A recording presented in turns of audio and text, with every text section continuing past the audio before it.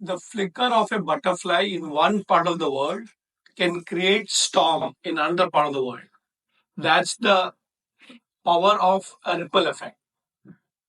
Many years ago, when I heard about Chanakya and Chanakya Neeti, I took the first step of trying to study and understand. I remember giving a call to one of my teachers and I said, I need to study Kautilya's Artha Shastra. He said, it's not Kautilya, it's Kautilya. You have to come here and study. I will arrange a teacher for you. I had to go all the way to Kerala where I had one teacher for one student. A course was made for me. I studied the whole 6,000 sutras of Artha Shastra under the Guru Sishya Parampara. And surprisingly, when I came back, I was not the same person. My friends started telling, where did you go? I said, I went to study Chanakya Neeti and Artha Shastra. Okay. Can you come and share with us some insights into Chanakya? I used to go and give lectures and some insights in colleges, in companies, in even the defense forces. I never knew that it will become so big that I actually became well known as a teacher of Kautilya Arthashastra. Many years from that day till today, it's continuing.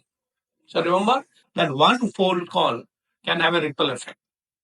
Same thing happened with me every time I took a new way of understanding a new field. I still remember I had gone for a lecture and three people came to me and said, okay, you speak well. Can you write a book on Chanakya? I said, writing? Okay, I've never tried, but why not take the first step? And you'll be surprised. I started writing small chapters, and the first book that came out was Corporate Chanakya. And it became an international bestseller. And you'll be surprised, Jaco, my publisher, said, why don't you write one more book and one more book? Today I have written 24 best-selling books and I'm writing four more. Imagine telling yes to an idea. It doesn't stop there with lectures. It doesn't stop with writing books. It continues with podcast. I remember somebody calling me up from a college and saying, okay, I would like to actually have you on my podcast. I said, what do you mean by podcast? I understand what is an interview. He said, no, it's a new format. Okay, let me try. And I have more than hundreds of podcasts now. Somebody came and told me, one of my students, that, sir, you should try LinkedIn. I said, what's that? Because we're a generation of Facebook, so slowly understanding YouTube channels. But LinkedIn, no, it's a professional platform. I tried writing small articles on LinkedIn, and today I got huge number of followers. In fact, as they say, what is that? Uh, some social impact has happened through it. Anyway, the next thing I tried was to use technology, AI, to take Chanakya forward. The experiment doesn't stop, but you'll be surprised that if I had not taken that effort to make the first phone call or to tell yes to the person who told me that why don't you come and try a podcast, I wouldn't have been what I am today. As students, remember, you got thousands of ideas. It's a generation of opportunities. But opportunities without an action can never be success. It's very important. If you have an idea, take the first step. It could be watching that first video, or it could be reading that first book, or having a discussion with the teacher who told you, why don't we look at and prototype based on this particular idea? You never know. Your next big business venture can come out from that small first step, which can have a ripple effect. There are many stories connected with the first step. When Mahatma Gandhi tried to have a freedom movement based on the first step, the people laughed at him. How can somebody with a concept of a Dandi march, or what we call today as a salt march, can give freedom to India? It can never happen. But then, as all of you know, that first step became a movement.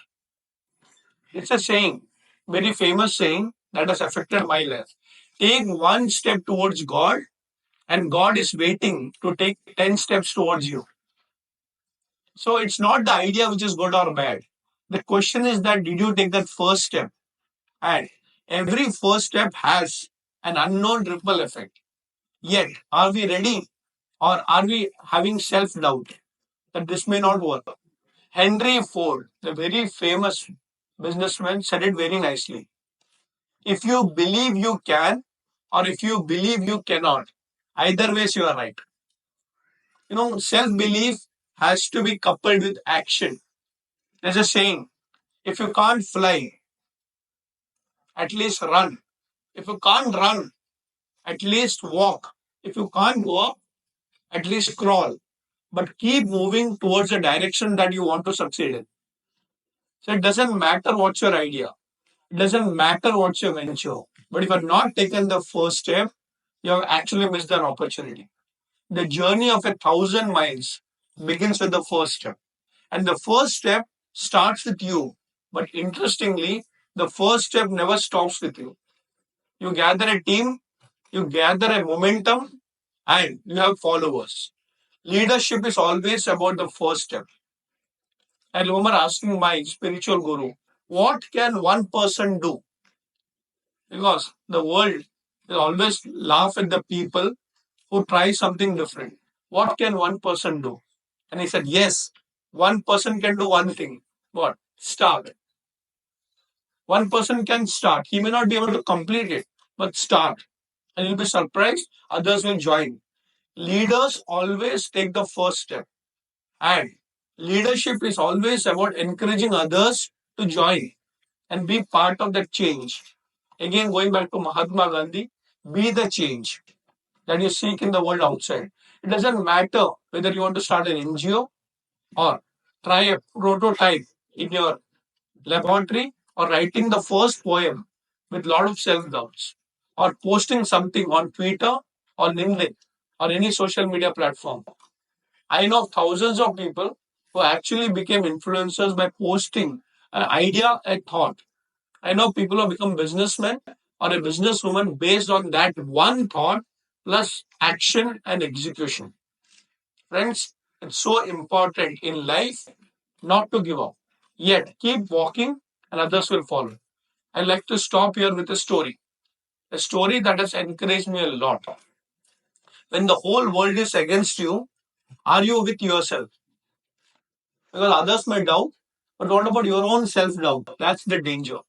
So, one person who thought that he could never succeed in his life, neither in education, neither in relationship, neither in creating money or wealth for himself, decided to commit suicide.